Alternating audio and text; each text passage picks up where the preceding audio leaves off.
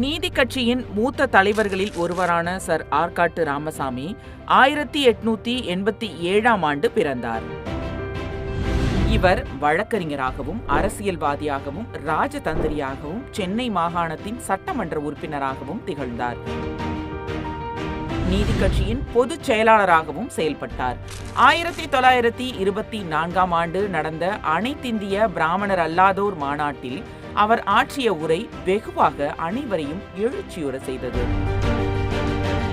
சிறிது காலம் நீதி கட்சியின் நாளிதழான ஜஸ்டிஸ் நாளிதழுக்கு பொறுப்பேற்று நடத்தி வந்தார்.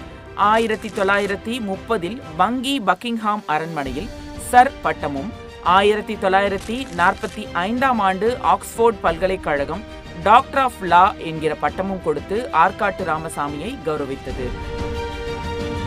1976ஆம் ஆண்டு காலமான ஆற்காட்டு ராமசாமி